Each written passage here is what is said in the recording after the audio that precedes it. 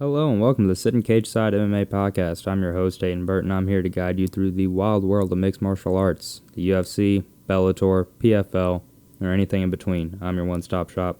Today for our first episode, we got two big fight cards to talk about, plus a lot of news. We got PFL 6 this Friday. Main card at 8 p.m. on ESPN with the prelim starting at 6 on ESPN Plus, along with UFC 276. Saturday, 6 p.m. prelims on ABC. Main card at 10 p.m. on Saturday on ESPN Plus pay-per-view. We're going to start out with PFL 6 since that's Friday. We're going to work top down. We're going to start out with the main event. We're going to talk about Kayla Harrison taking on Caitlin Young in the women's lightweight division. Now, Caitlin Young is a step in for what was supposed to be Julia Budd, and to be honest with you, it doesn't really change too much of how I see this fight going. We all know Kayla Harrison by this point. If you follow mixed martial arts, this girl is probably one of the top female mixed martial artists in the world. Undefeated, I believe 12-0. She's won PFL 2 or 3 times already, and they were lucky to re-sign her for this season. She actually got taken to a decision in her last fight, which is the first time we've really seen her face any adversity. It's kind of funny because you hear people actually hating on Kayla literally for going to a decision in a fight. I don't know how you can hate on that. I mean, she went out there, she dominated the whole fight. She just didn't get a finish. Instead, came away with the decision, and people, for whatever reason, decided to see that as something horribly wrong for her. I mean, whatever. I mean, she is still far and away favorite to win PFL, clearly. And she's taking on Caitlin Young, who's honestly a really, really big pioneer in women's MMA. You know, you go back and you look at her old fights. She fought people like Miesha Tate and beat Miesha Tate. She's fought in Invicta. She's fought all around. But at the end of the day, she's on downhill slope. I think right now her record might stand at, I think it's 12-12 last I checked. And I believe it's about to be 12-13. No hate to her. She's just facing who she's facing with Kayla. I think Kayla's going to be too much. I think Kayla can really take this fight wherever she wants. Definitely, if Caitlin's going to win, it's going to be on the feet. She's got, great kickboxing. She's had 8 of her 12 wins by knockout or technical knockout, and then 4 decisions. If she's going to win, she's going to keep Kayla at bay. She's going to keep her distance, use push kicks up the middle. I mean, she's a Muay Thai style fighter, but 3 of her 12 losses have been by submission, with 6 being by decision. She's got a chin, but at the end of the day, I don't know if that's necessarily going to be something that can actually stop Kayla Harrison from doing anything. I mean, to be fully honest with you, Caitlin Young is not a women's lightweight. Caitlin Young is a women's featherweight, maybe even a women's bantamweight if she really wanted to cut weight. She should not be fighting at 155 pounds, but alas, the PFL, for whatever reason, their only women's division is 155 pounds, and the truth is you just don't find talent at 155 in women's divisions. It's hard to find talent at 145. Literally at 145 you have Kayla Harrison, because we've seen her cut to it to fight in Invicta. She did that during the pandemic. You got Amanda Nunes. You got Chris Cyborg. Those are your 3 145ers. And Holly Holm and Caitlin Vieira. Those 2 are pretty good. Other than that, 145 is a division that is weak to begin with. But PFL uses 155, I think, just to make Kayla happy. I mean, the truth is, a lot of these girls could be cut into 145. They're not. A lot of them used to fight at 145, if not 135. But the PFL still creates these fights. Like I said, though, Kayla, she's the most true 155-pound female fighter we've seen. She's probably going to try to close the distance on Young, get this thing close, get into clinch, and then Kayla, Olympic gold medalist judoka, she's going to use judo throws. She's going to take this fight to the ground. I think it's going to be a submission. But at the end of the day, she might see it as a challenge and decide to just stand and bang with Caitlin. And even with that, I think Kayla's just going to have too much strength. I think she's going to be way too much to handle. And at the end of the day, I just see Kayla coming in, getting a finish. I think she was mad at herself with the last fight, not getting a finish. And I predict we'll see pretty dominant performance by Kayla Harrison yet again. And then we move on to the co-main for the PFL. We got Rory Red King McDonald, ex-UFC title challenger, ex-Bellator champion, facing off against the Swedish Denzel Washington. Sadiu Sai. That's one of the best nicknames I've ever heard. Truth is, this fight I see Rory actually winning pretty easily. As long as he's able to close the distance to get this thing to the ground, I could actually see him finishing this fight, getting a submission victory. Sai's a great striker. He's really good, but at the end of the day, I don't know if he's at the level of Rory, even on the feet. Rory, we've seen how good he is just over the last years, or last however long he's fought. He's just always been insanely good. Holding the record 23-8-1. I know he's lost 3 out of his last 5. At the end of the day, his record, it speaks for itself. The wars he had with Robbie Lawler, how he fought in Bellator, then now coming over to the PFL. This guy's one of the best welterweights of all time. And at the end of the day, I just see this fight being not too difficult for Rory, as long as he's able to close the distance to get a takedown. Sai's always got a puncher's chance, so I could always finish the fight on the feet. Rory, he's tough, but at the end of the day, if he's going to lose, I would say this thing's going to be by knockout. This thing's not going to go to a decision. If Rory's going to lose, he's going to get knocked out.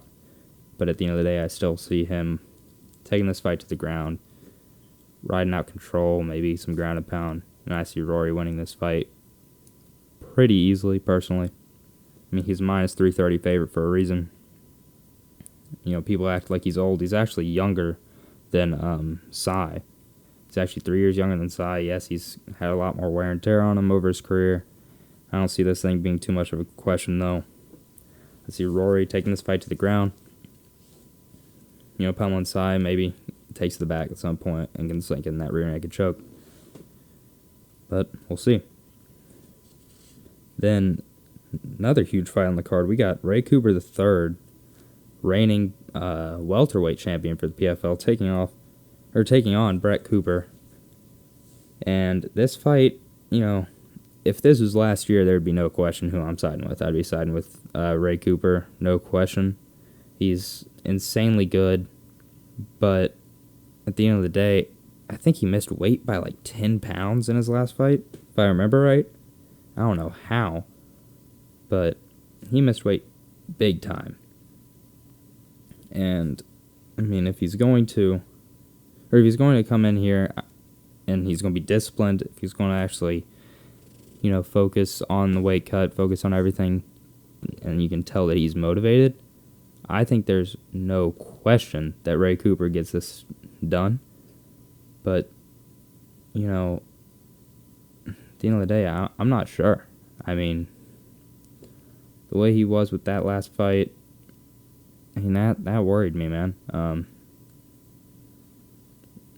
the end of the day, if you come in, way overweight, it definitely is concerning to anyone watching. At the end of the day, I do think he's still going to get the job done against Brett. Brett could pull off the unthinkable and get this knockout, especially if, like I said, Ray just comes in unmotivated and, not really into it. But at the end of the day, he lost his last fight. I think he's trying to, if he wants to get in the PFL playoffs, I think he has to get an early finish. So, honestly, I see Ray probably taking this to the ground and then just dominate him. I see probably, get some wrestling going, get him on the ground, and then just ground and pound. I see a fast pace. I see Ray coming out being explosive, and I think he gets the job done against an older Brett Cooper. And Brett's lost 3 of his last 5, and Ray Cooper was on at least a 4-fight winning streak. He's won 4 of his last 5. He just lost the last one. I see Ray winning this. I see Ray winning this pretty dominantly, just as long as he comes in motivated. If that weight cut drains him, that's when I get worried. That's when I'm not too sure about if he can get this thing done, but he should be able to. I do believe that he can. Moving on down the card, though, we got Magomed Karamov facing off against Severino. This fight's going to be interesting.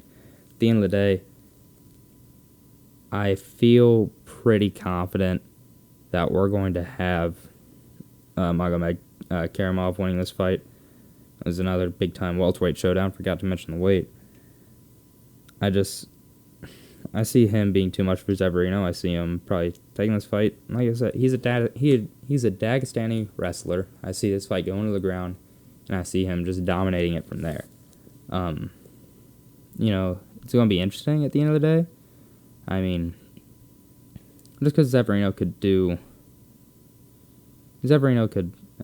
pull off the unthinkable. He's won 4 of his last 5 fights. But, I mean, the odds speak for themselves. Magomed's still a minus 560 favorite in this fight. And, Severino's going to be a plus 380 underdog. I mean, could, always puncher's chance. Magomed Karamov, this is his first fight of the PFL season. He did not fight in the last fight card that he could have or should have fought on due to an injury, but he's back. And, I see him just taking this fight really fast-paced, really being explosive with the wrestling. That's kind of what I said about Ray Cooper. Magomed Karamov going to do it just the same. And moving on down, we got Laura Pacheco against Jenna Fabian in the women's lightweight division. This one, Laura, I believe, was the last fighter to take on Kayla. I mean, if I remember this right, she was the last fighter to take on Kayla, and she actually took her to a decision. And with that, I mean, that definitely just on its own, in my mind, is going to give a bit of an advantage to her. But Jenna Fabian's, made it to the PFL finals before. I think fought Kayla twice, lost both times. But at the end of the day, I think these two ladies are the two that could beat Kayla. Probably not, but could beat Kayla in the PFL.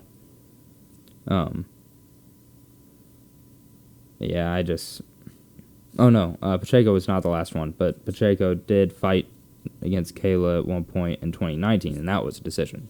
So it wasn't the last fight, but she did take Kayla to a decision. At the end of the day, I just think Pacheco might be too much. I think, her jiu-jitsu might be a lot to handle for Fabian, but Fabian is a renowned kickboxer, but at the end of the day, I just see Laura Pacheco probably being able to utilize her grappling at the minus 420 favorite. And I think she's going to be able to get this thing done. Never know, though. But, she's a younger fighter, and she's younger but also more experienced, and I just think she's just going to be able to get this fight done. We also got Umalatov. His first name always slips my mind. He's so good fighting on this card, but his first name always slips my mind.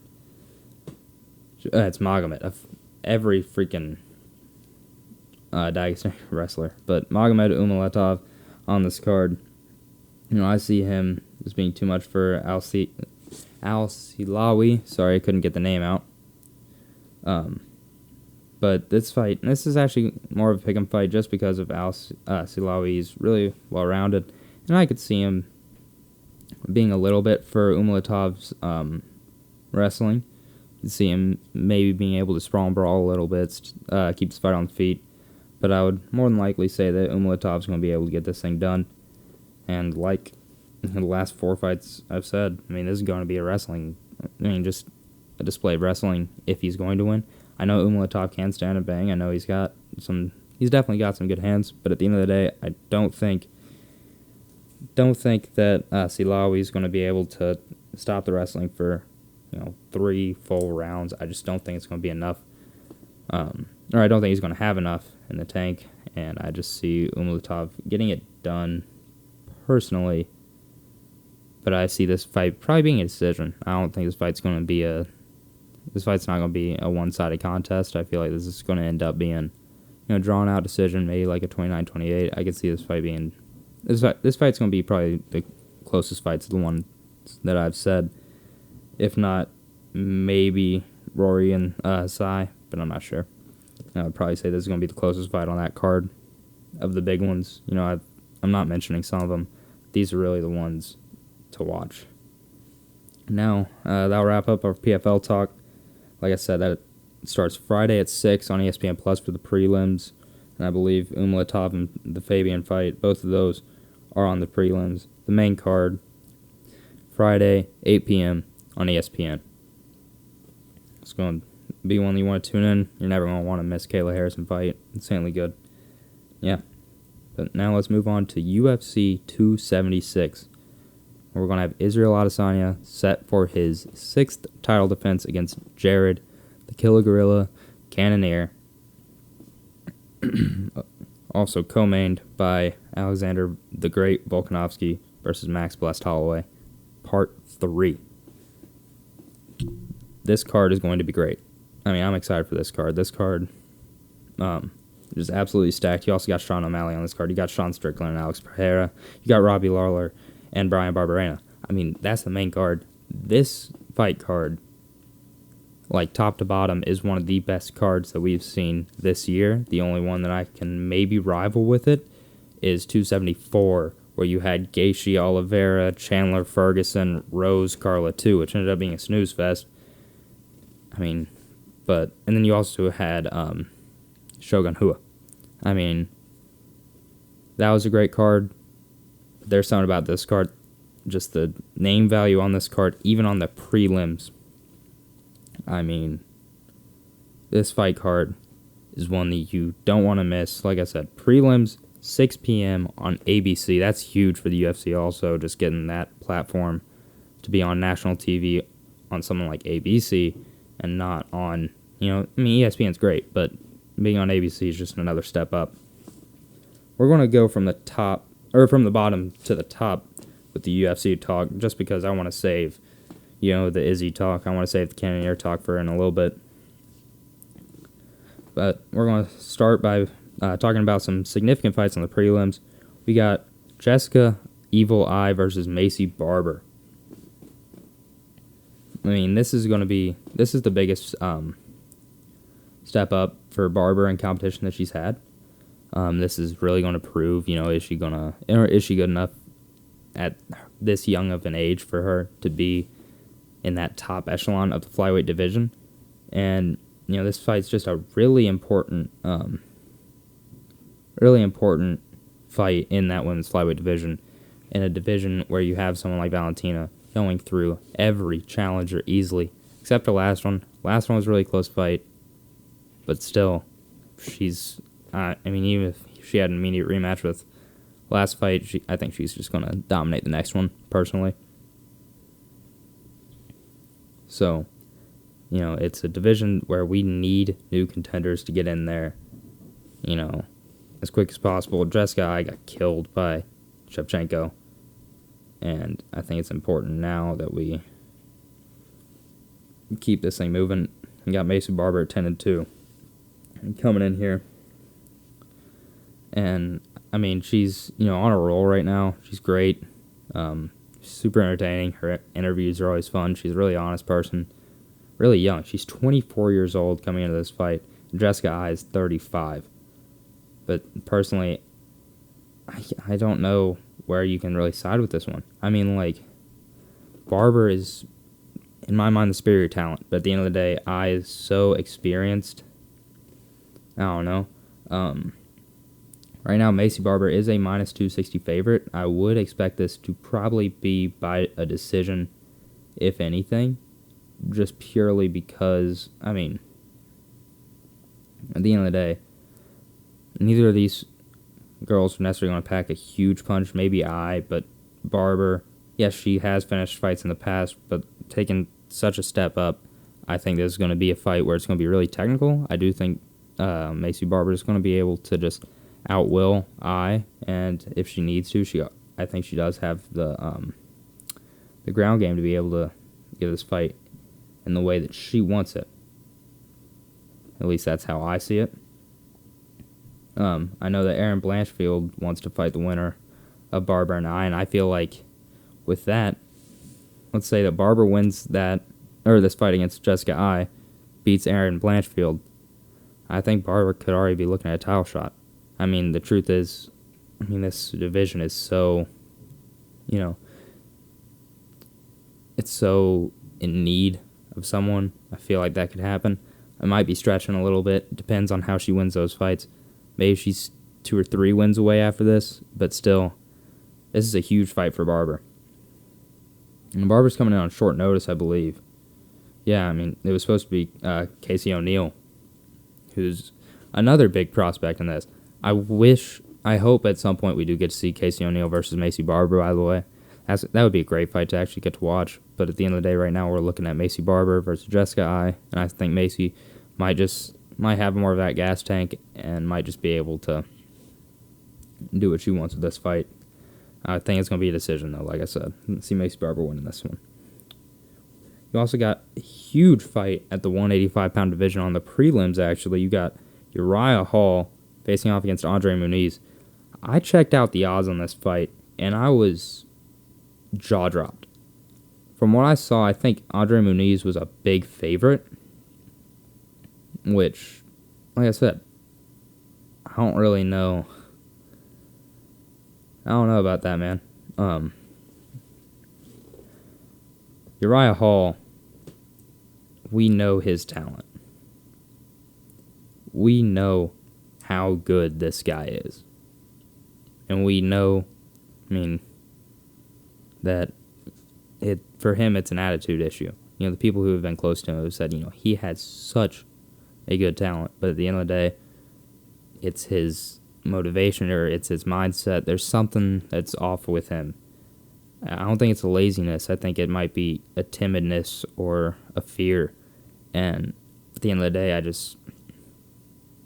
it depends on what Uriah Hall you get. If you get him at the top of his game, I think he could come out here and just spark Muniz. But Muniz, odds makers don't think that's going to happen. Muniz is a minus 295 favorite because of his superior grappling. They expect him to get this fight to the ground and then get a submission out of this fight. But I don't know, man. If I had to side with it, I probably would say you're going to end up seeing Andre Muniz win. He's a rising prospect. He's great. Muniz is absolutely great.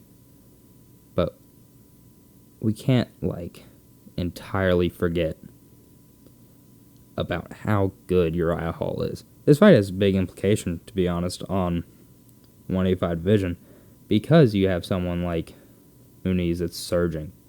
Muniz fought on the Contender Series in 2019, and since then, he's won 4 straight fights in the UFC.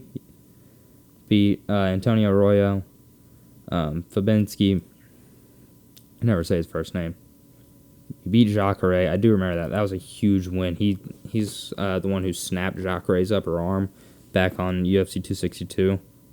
And, that was insane. And then he submitted Eric Anders, which Eric Anders is insanely good, too. So, at the end of the day, maybe the odds makers are right with this one. Maybe he's going to end up getting the submission and beating Uriah Hall. I think he definitely does have a really good chance at that.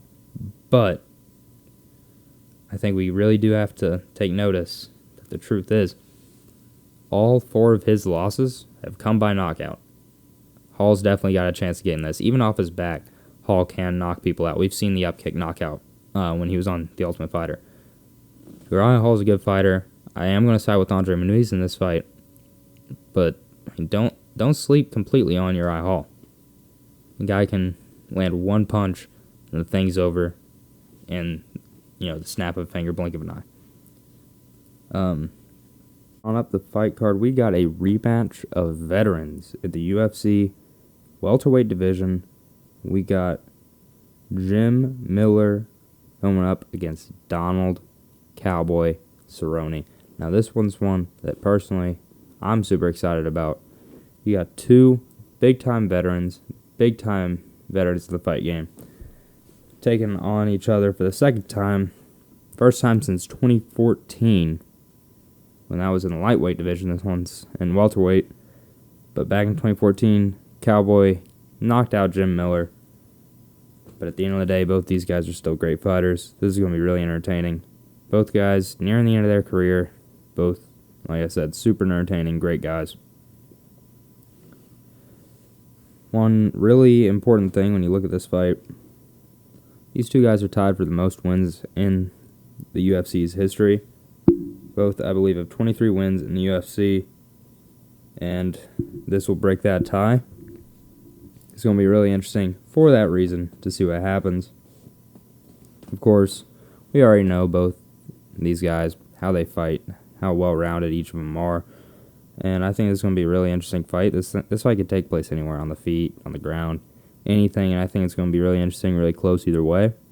I know Cowboy's been in camp for a really long time. I don't know if that could end up hurting him. He did take this fight on short notice, but at the end of the day, he was preparing for Joe Lauzon for 2 straight fights. And now he's going up there against Jim Miller. And I think it's kind of interesting to look at and see the differences that could make. Donald could be at a smaller frame than he was used to, because he made 2 cuts to 155 for those fights with Joe Lauzon. First time, Cowboy got food poisoning. Second time, something was wrong with Lauzon's weight cut. So now he's fighting again at 170, and I'm not sure if Miller was prepared for a 155 fight or 170. If he was prepared for a 155 fight, like he's fought for most of his career, then okay, this is going to be on fairly even territory. But if Miller was prepared for a 170 fight, I think he might have a better frame than Donald coming into this one. And I think in this fight, it could be interesting to see if Miller utilizes any takedowns, just because of how good Cowboy's jiu-jitsu is. It's pretty underrated. I mean, obviously, Cowboy has so many finishes on his career and can stand and bang with really anyone. I don't know. I think Miller is going to be faster. I mean, I would expect Miller to be the crisper fighter. I mean, the age, they're 38 and 39. So, like, the age isn't really anything off. Miller is going to have to close the distance. He's a shorter fighter. But I think it's going to be pretty interesting to see how this happens. And, yeah, it's kind of a tough fight to really call. I mean, honestly, I think it might be just leaning a little bit towards Jim Miller. But we're going to see. We're not sure yet. And, yeah, it's going to be pretty entertaining in my mind. So now let's move on up the card a little bit to look at Ian Gary, the rising prospect out of Ireland, Ireland's next big UFC superstar, facing off against Gabriel Green here at UFC 276. I'm excited for this one. I think it's going to be a really big challenge for for Gary, in the form of Green. Gabriel Green's 11-3. He's a great fighter. He truly is. Gabriel, he's more of a wrestler. He's had 6 submissions on his career, with 4 other wins coming by knockout and 1 decision. So he's going to be looking to finish this fight. Gary, obviously, is a stand-up guy. He's going to be looking for a knockout. He's going to look for anything exciting. He's a kickboxer. He likes to stay at range. He likes to throw that push kick up the middle, and just be careful. He's kind of a counter striker. It's going to be really interesting to see how this fight goes. The only loss Gabriel Green has had recently, only loss he's had in the last 5 years, came in 2020 against Daniel Rodriguez, D-Rod. We all know who that is. He's great. And, yeah, I just think it's going to be really interesting. Gabriel Green used to fight in Bellator, as a matter of fact, I believe. That's where one of his losses came from on the Sonnen versus Ortiz card from back in 2017. That's insane. But no, he's been a great fighter since then, beating Philip Rowe, which is a pretty big win. And then Johan Linus, he actually got a TKO win in that one in the second round. That was actually a really good win. Really impressive fight. Happened back in April. So he's on a quick turnaround, but so is Gary, I believe. Gary last fought, also in April, where he finished Darian Weeks on Volk's last card, where he faced a Korean Zombie. Yeah, you're going to look for Gary to try to keep this fight at bay. He has 5 wins by knockout, 3 by decision. He does have 1 submission win under his belt. I am going to side with Gary in this fight. I think, his length, I think, is going to be a factor. I think he's going to be able, like I said, throw the push kick up the middle. He's going to sprawl and brawl. And, I honestly do see him finishing this fight. I do think this could be a big test for him. I think Gabriel could win this fight if he's able to get that fight to the ground. his submission, resume speaks for itself, and I do think that could very well help him. But I'm not too sure if he's going to be able to do that. But I do think this is a huge step up for Ian Gary. I'm really excited to see how this fight plays out. And, yeah, it's going to be a great fight for him. He has the potential, in my mind, to be Ireland's next big UFC / just mixed martial arts in general superstar. He's fun to watch, knows how to handle himself on the mic, but he's not, disrespectful in any way. Throws respect towards his opponents, and, he's freaking entertaining fighter to watch. I think that's going to be really interesting to see how he pairs up with Gabriel Green this weekend. Also on the prelims, I do want to mention Brad Riddell. His fight with Jalen Turner, I'm pretty excited about. It's got some implications on lightweight rankings. Riddell's coming in at number 14, and Jalen's unranked. But, one thing I've been very shocked to see so far is that Riddell is a heavy underdog in this fight. Or if I believe so. I'm going to check the odds real quick. Now they've moved more to near even. When I checked him yesterday, it was like minus 200 for Jalen Turner. It is now minus 140. This fight's going to be a tough one to call in my mind. Jalen Turner, he's a little younger, but he's 12-5 on his career.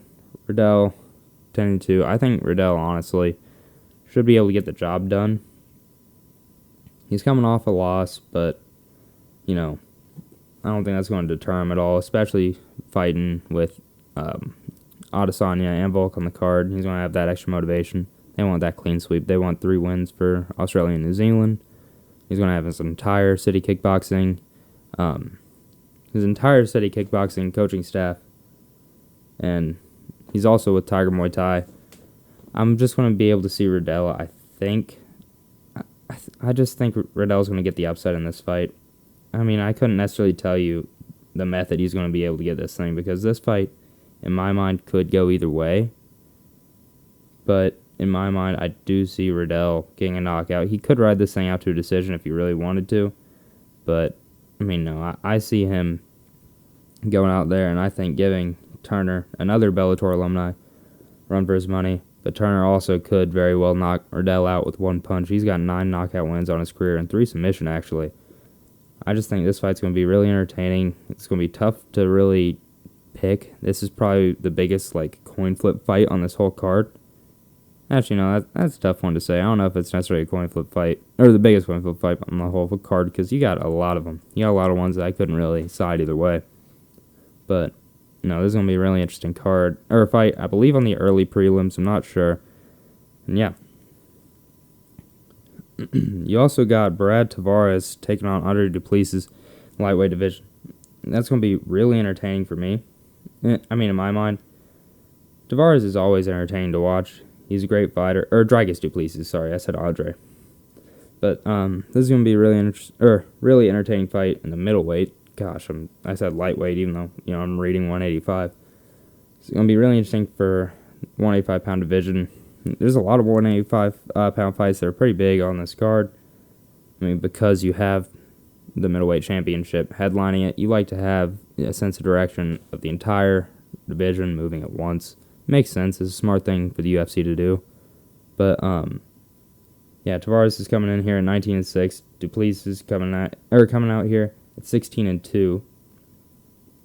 Tavares is on a 2-fight win streak. He beat Amari Akhmedov in his last fight, and he's beaten Antonio Carlos Jr. recently. His 2 losses were against Izzy, back in 2018, which no one can hate on him for that, and Edmund Shabazian. Those are 2 fights those are 2 huge names. I think Tavares definitely has a great chance of getting this win. He can do it any way he wants. He's kind of a mixed guy. He does like to ride out to decisions and just outstrike or outgrapple. He can do either one. Duplessis, though, I don't know if he's going to outgrapple Duplessis. Duplessis, 9 submission wins on his career, 7 wins by knockout, and coming off a 4-fight win streak. Last beating Trevin Giles back last July. So he's coming off a long layoff. Tavares is not on that kind of layoff. believe. Yeah. No, yeah, they fought on the same card, actually.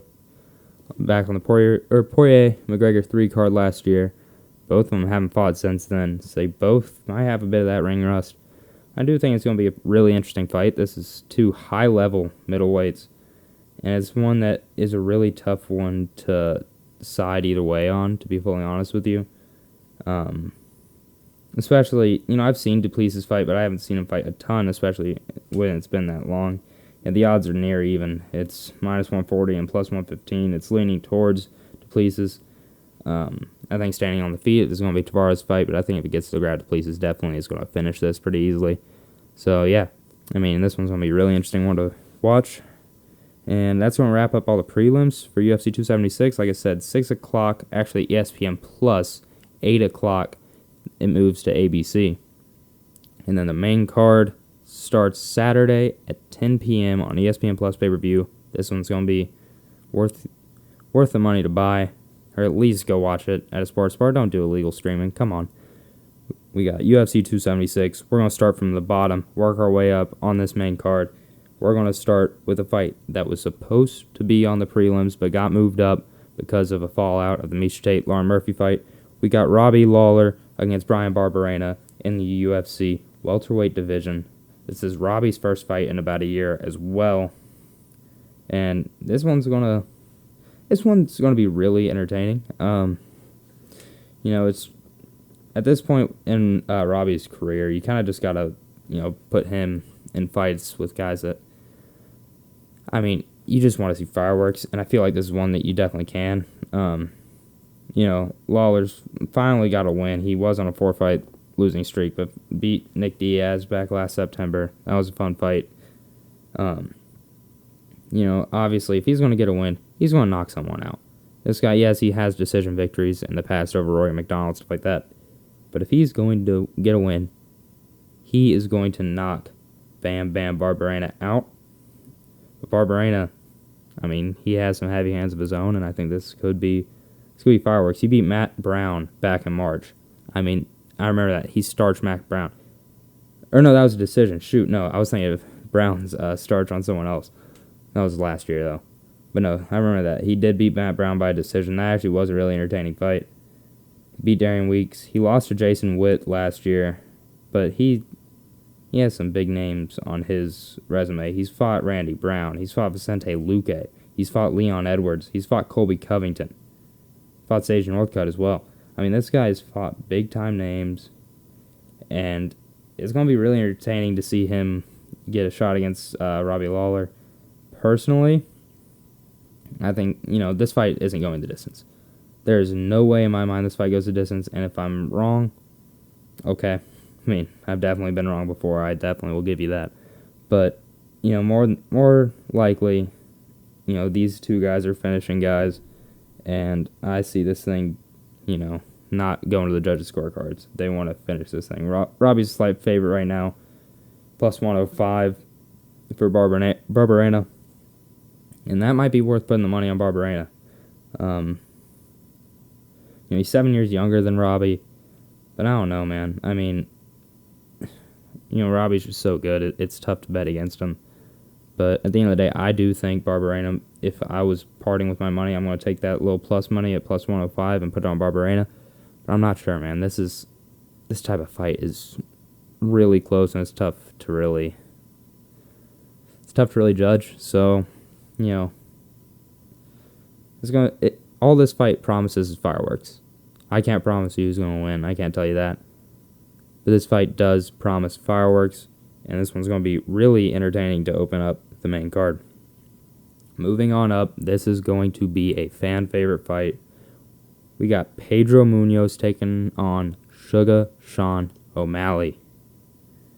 This fight's huge. This has big implications on the 135 division, which is stacked to begin with, probably the most stacked division in the entire UFC. But other than that, it's going to answer a lot of our questions. Is Sean O'Malley the guy that, he's all cracked up to be? He's cracked up to be one of the best prospects we have ever seen at 135. He's so tall for the weight class. He's quick. Obviously the hair, way he talks, tattoos, his lifestyle, the cars he drives. stuff like that. The guy's a fan favorite. But the truth is, he hasn't fought that top, upper echelon of people other than Cheeto Vera, in which he lost. And then he tries to downplay it like he didn't lose to Cheeto. He got beat by Cheeto. Munoz is insanely good. This is by far, other than Cheeto, is going to be his toughest, task yet. And like I said, he lost to Cheeto. So, it's tough to necessarily sit here and say with full confidence this is going to be Sean O'Malley's fight.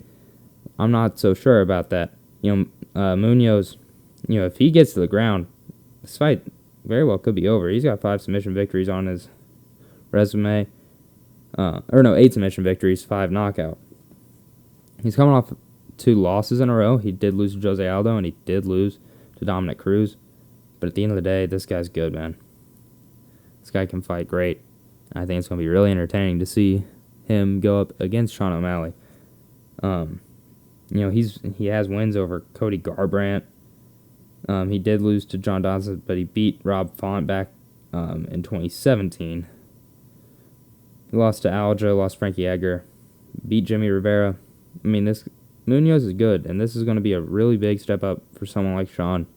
But I think Sean could be up to the task. Sean, he's a great stand-up fighter. On the ground, he actually has sneakily good jiu-jitsu. That's something that a lot of people don't really think.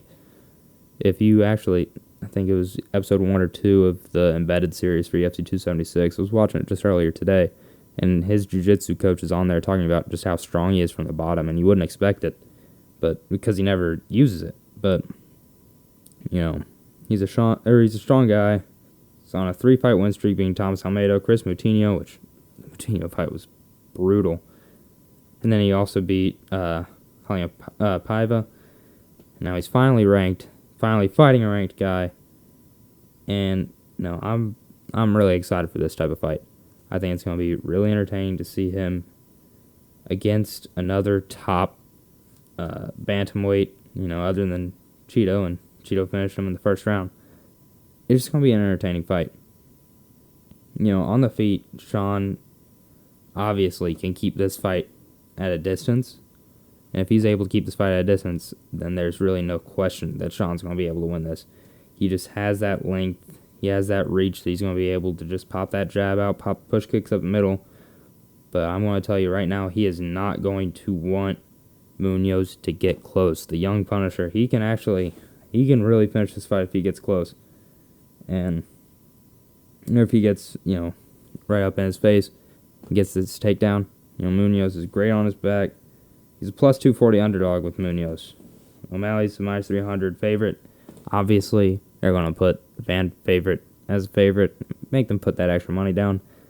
But at the end of the day, this fight is not so one-sided, really looking at it. I think I am still going to side with Sean O'Malley. I think Sean might get it done, but it's not going to be super easy. He's not going to come out here and one-punch Pedro and it be over. I do think he will get the job done, but it's going to be a difficult fight. I don't know if he's necessarily going to do that. And this is going to push him into the top 10, fighting maybe a rematch against Cheeto. He keeps talking about that. Rob Font's there for him to fight. I think it'd be interesting to see him fight someone like Rob. And, yeah, this is going to really shoot Sean O'Malley into the, upper echelon of the bantamweight division. Right now, just taking a look at the rankings. You got, I believe Merab is set to fight soon. Merab versus Sean would be super entertaining. But he's already got a fight coming up. Cruz and Cheeto are already booked. Like I said, Rob Font would be really entertaining for him. But this is going to catapult him into that top tier of the bantamweight division. Maybe put him one more win away from that title shot. You never know. Let's move on up this card. Move on up to a number 1 contenders fight in the UFC middleweight division. Yep, I'm talking about Sean Strickland versus Alex Pereira. This fight, like I said, is for that number 1 contender spot, assuming Izzy wins. And, we got a built-in story already with Pereira. Strickland is on the rise. This one's going to be really entertaining. Pereira is the one guy to knock out Izzy, and he beat him in kickboxing twice, I believe. And Izzy's already talking about it. I'm saying this is MMA, not kickboxing, all that. Yeah, he's right. But Pereira is still good. I mean, now you got him in 4-ounce gloves. He'll still pack that punch. But Sean Strickland, man. Sean Strickland is good. Don't want to talk about it, but he is good.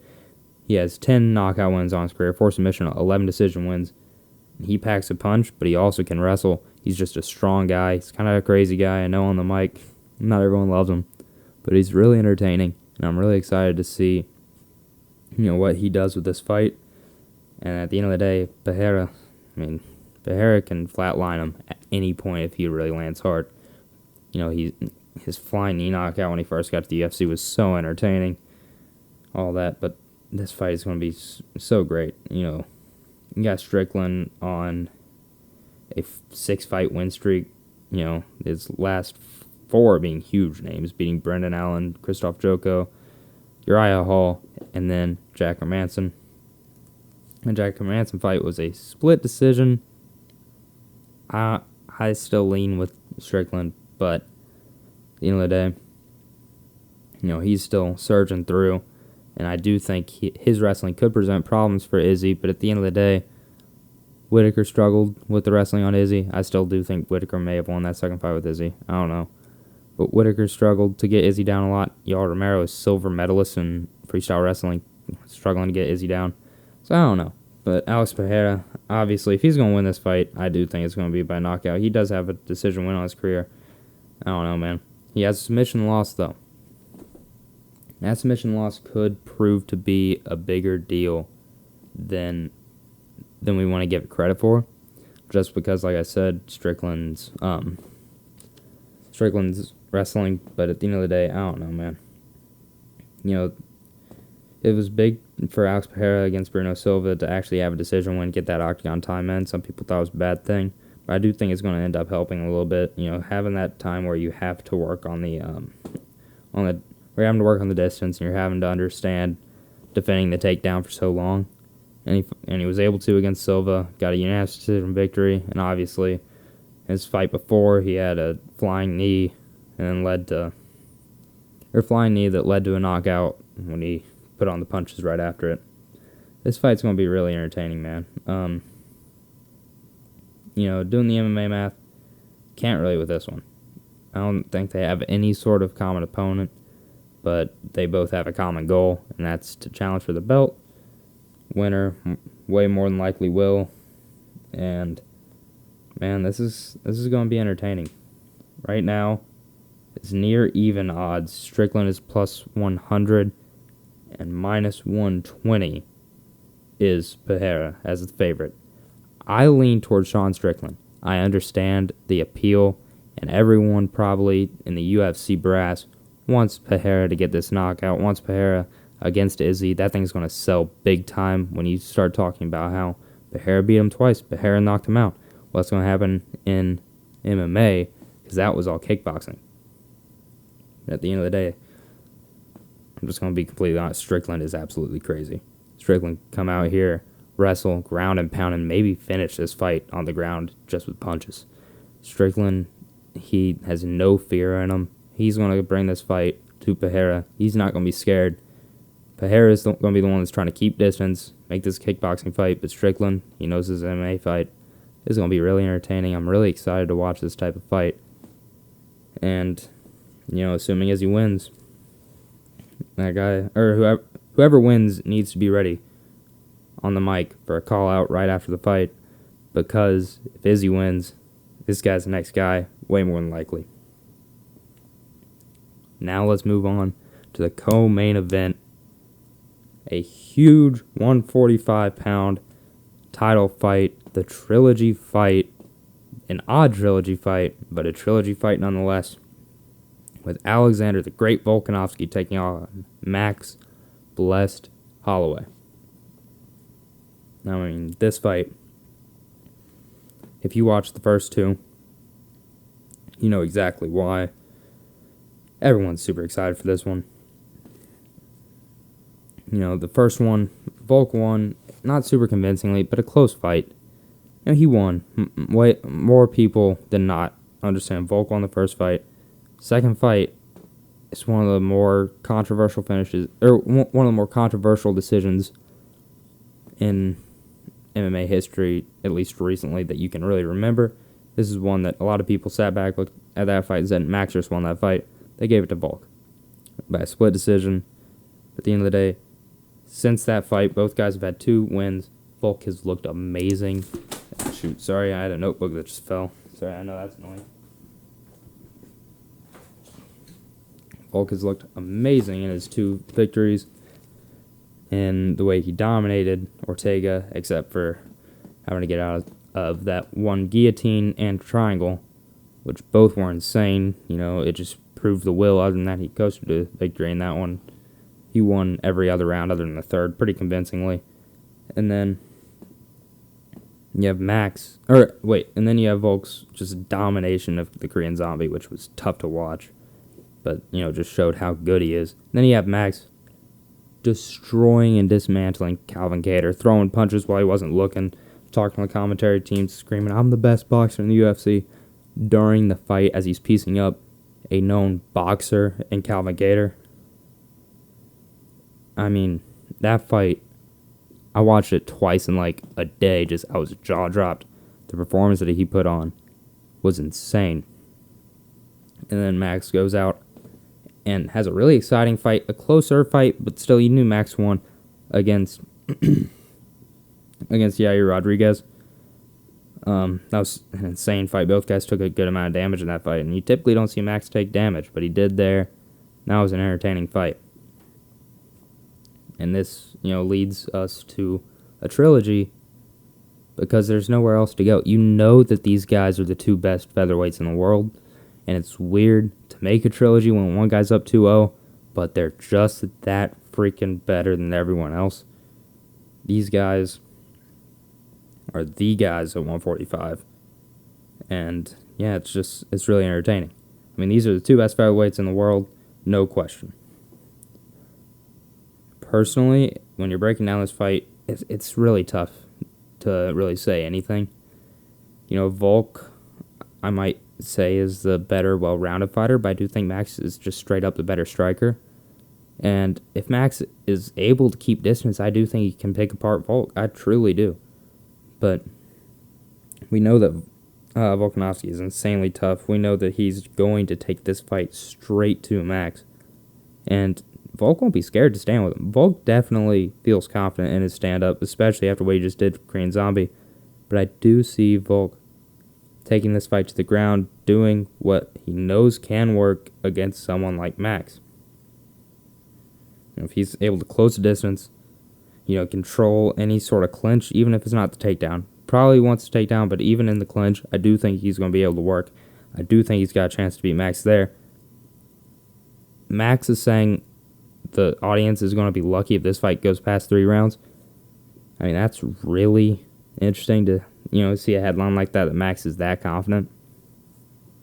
Man, I'm not that confident in this fight at all. I think this fight is these 2 guys are the most evenly matched guys I've seen in a long time. And I'm just really excited to see him go to work, you know.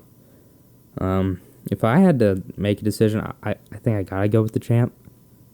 I gotta go with Volk, but, you know, I like both guys.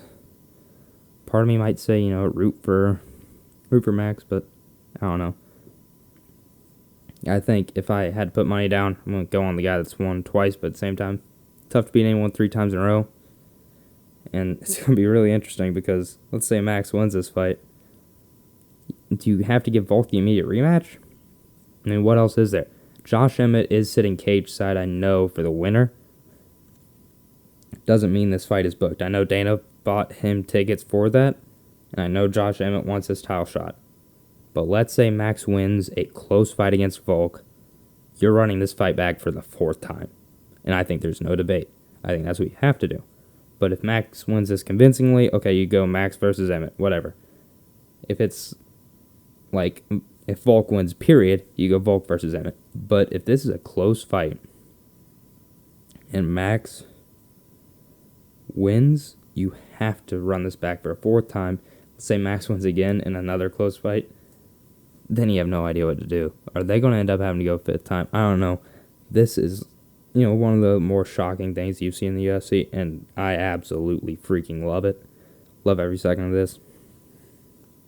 But no, this fight is going to promise fireworks. I'm really excited about this. Each guy wants to finish this. Volk keeps saying he's going to make it look easy. Max says everyone will be lucky if this fight goes past 3 rounds. Man, I don't know. I do think it'll go past 3. I'm still riding with the decision. But I think I might be sliding with Volk on this one. Max definitely can knock him out. Max is such a great boxer, man. Such a great boxer. We'll see, though. I'm really excited. Now let's move on to the main event of UFC 276.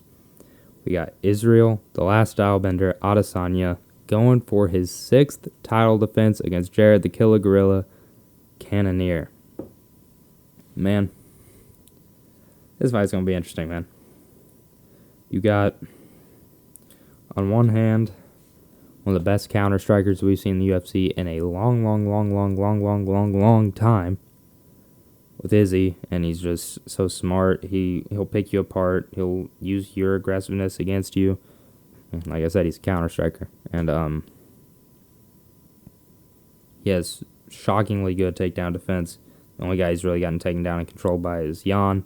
When Jan beat him at 205, but at that point he was just, he was outsized, outmatched.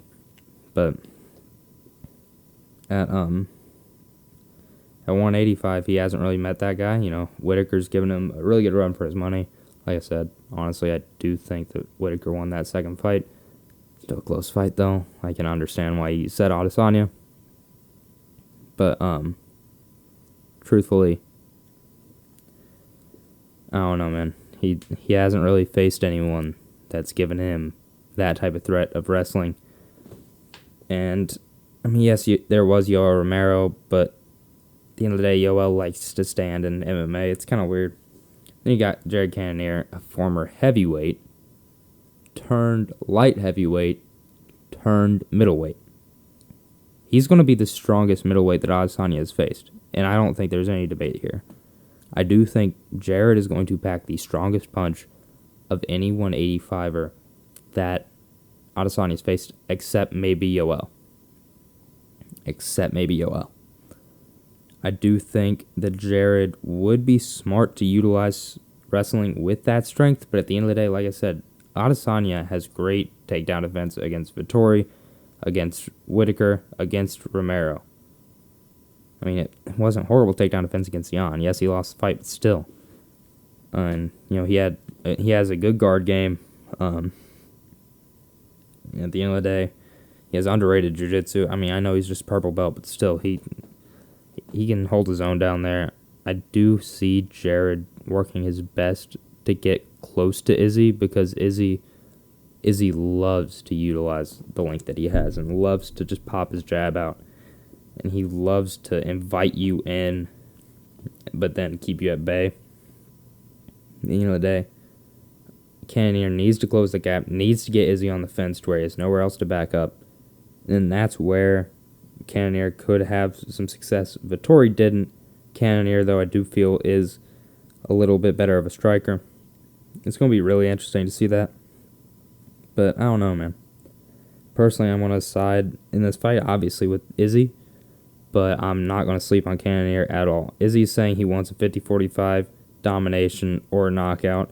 I think he mentioned submission, but he wants, either a clean sweep, 50-45, or a knockout. He said we're going to see the destruction of Jared Cannonier. Man, that's a confident guy, but at the end of the day, don't look past Jared.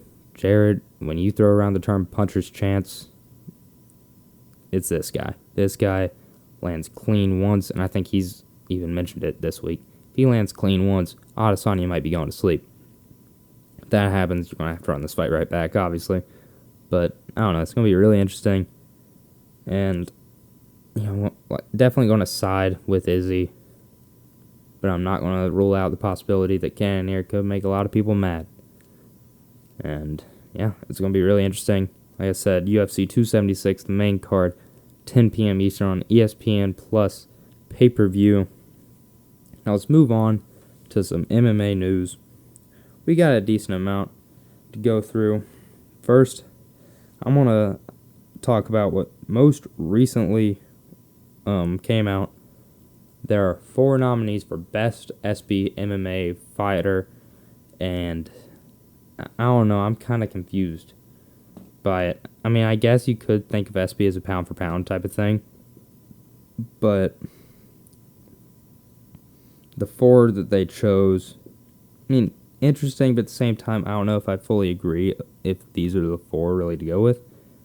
You got Volk, which I understand completely to put on there. You got Charles Oliveira, I understand, but then there's 2 that I don't fully understand. You got Kamaru Usman, I get it. He's a top pound-for-pound guy, but if you're going SBs by each year, he's fought once this last year.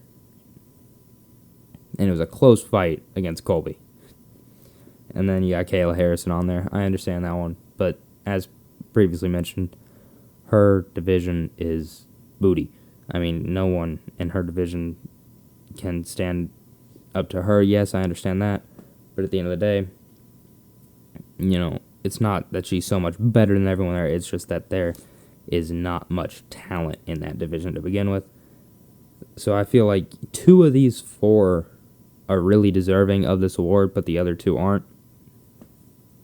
Completely understand if you say Volk, just because of the way he dismantled the Korean Zombie, the way he beat Ortega. But personally, I got to go with Oliveira. I know he didn't make weight in that last fight, but my gosh, the way he beat Gaethje, and then the way he beat Poirier back in December, I think it was December, might have been January.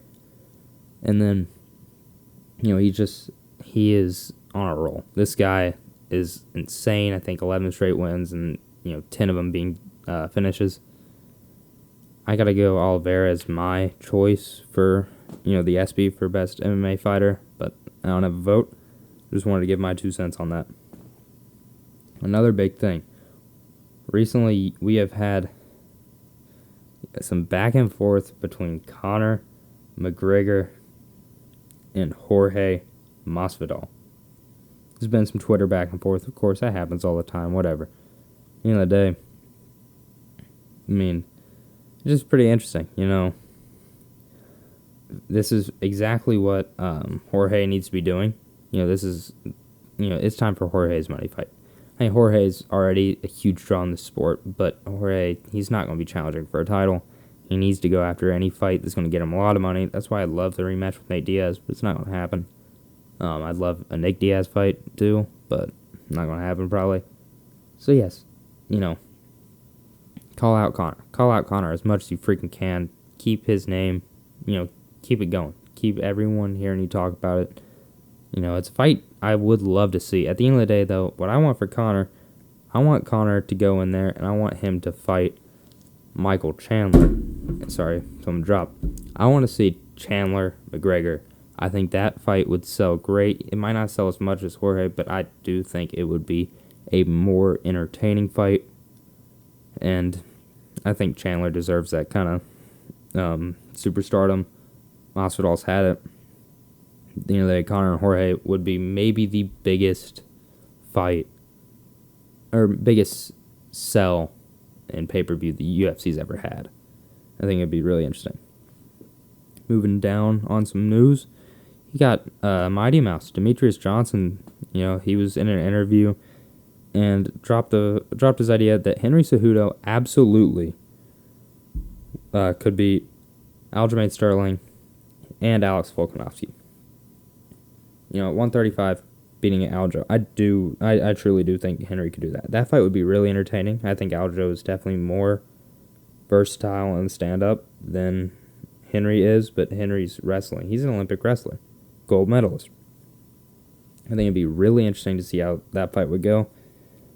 But seeing that Mighty Mouse thinks that he would beat Alex Volkanovski, at 145. I don't know too much about that one. I do think he could give him a run for his money, but I don't necessarily think that he's prepared to face that kind of size. I think, Volk, he even fought at middleweight. Yes, that was when he's fat. I get it. But, Cejudo has fought at 125. I don't think that this would go very well for Cejudo to go up and beat Volk. Yes, he always has that wrestling that he could go to, but at the end of the day, Volk is just so strong. He is so freaking strong. I would just see Volkanovski beating Cejudo, but I do think it's interesting to have a legend of the fight game in Demetrius Johnson talking about this. I'd like to hear your all's thoughts. I don't know. It's a pretty good one, though. Another one. Ronda Rousey was talking about she was asked if there's anything that could bring her back to MMA. And she said a Gina Carano fight would be the one thing that would bring her back. It's completely out of respect, but it's the one thing that would bring her back. I get that's old news, but Gina came back and said, don't put it past me. It could definitely happen. I would love to see this fight. It's not necessarily that this fight, is two of the best women's MMA fighters now. No, they're not. Both retired. But it'd just be so entertaining to see. I think Ronda's probably still under contract with the UFC. If she wasn't, then this would be really entertaining to see in like Bellator or something. Because Bellator would probably promote this type of fight. That's no hate on them. I just do think that they would promote this. It'd be really entertaining to see just two legends and pioneers of women's MMA going at it. It was always one that people wanted when they were both at the top of the game, but never happened. But I would very much hope that this happens and that this isn't just some ploy to get something to happen in WWE or just for, hype and then nothing happens just for attention. I hope this actually happens. I'd love to see this fight. I would definitely tune in. It could happen on Invicta, I do think, but I think they'd like a bigger stage. UFC probably wouldn't do it. I do think Bellator would be willing to. Now, Danny Sabatello, Bellator's new, microphone menace, I guess. He's fined $5,000 for his abusive language after the Bellator 282 win. Sorry, I bumped my mic. But, I don't know, man. Everyone cusses after it, but he knew he'd be getting fined. I thought it was kind of funny. It was just the way he reacted, saying he really doesn't give an F on Ariel Helwani's show. I just kind of wanted to throw this into the episode just because Sabatello is freaking good, man.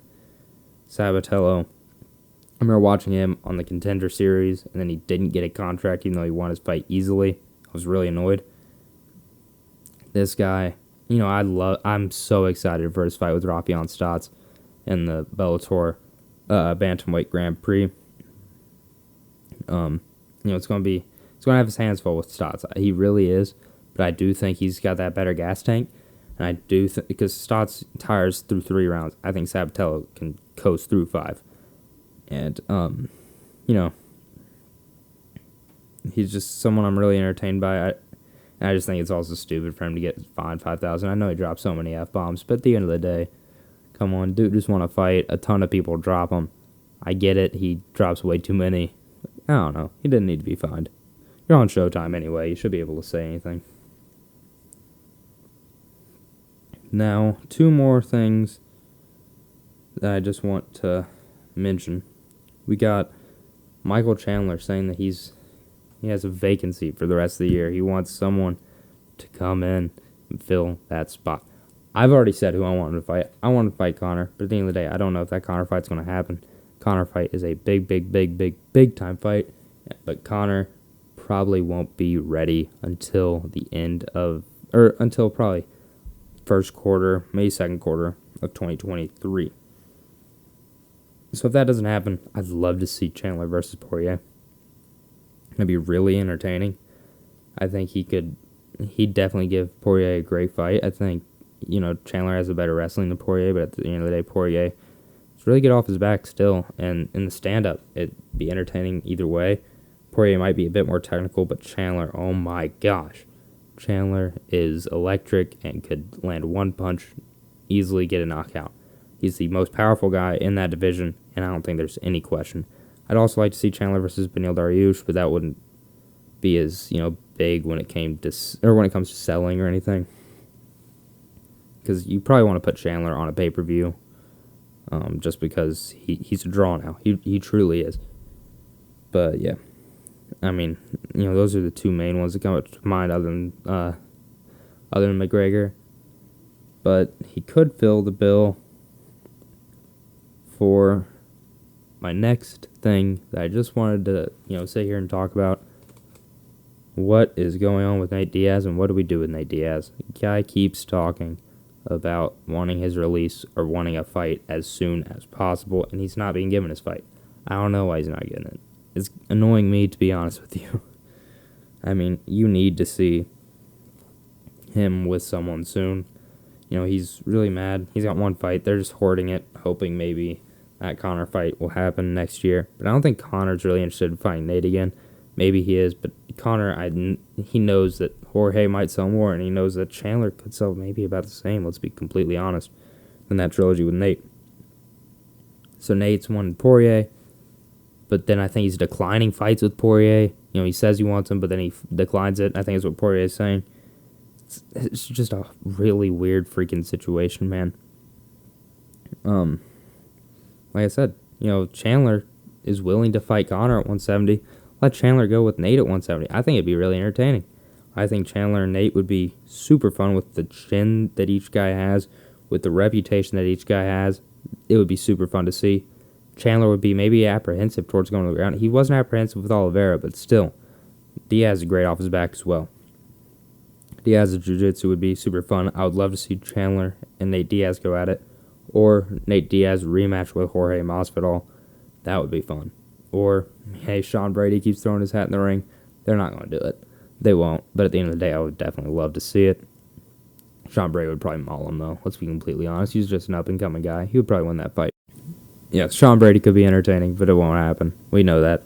But I think we need to get Diaz a fight sooner rather than later. I think it's just hurting the UFC and their reputation to have him, hating on him on Twitter, saying he wants to go to Bellator, or he wants out, or he wants a Jake Paul fight, and then Dana saying, oh yeah, give him a Jake Paul fight, why not?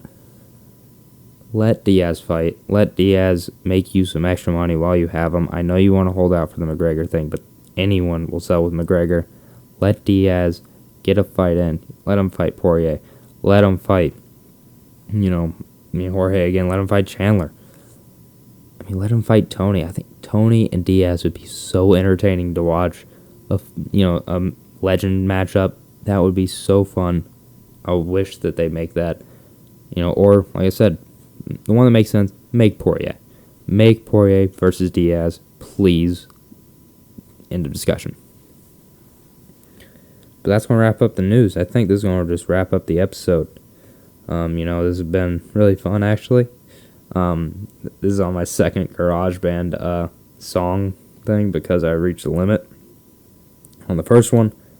But, this has been really, really fun. Super excited to be back on Sunday for the next episode. And, tune in. PFL 6 prelims Friday at 6 p.m. on ESPN Plus with the main card Friday at 8 p.m. on ESPN. And then UFC 276 prelims Saturday 6 p.m. on ESPN Plus, 8 p.m. on ABC, and the main card 10 p.m. on ESPN Plus pay-per-view. Yeah, so thank you so much for listening, and I hope you enjoy, and subscribe if you're watching / listening on YouTube. Follow it on Spotify and Apple Music, anything. Yeah, thank you guys so much for listening. This has been a great time. I've really enjoyed it. Thank you for listening, and we'll see you on the next episode of Sittin Cageside. Peace.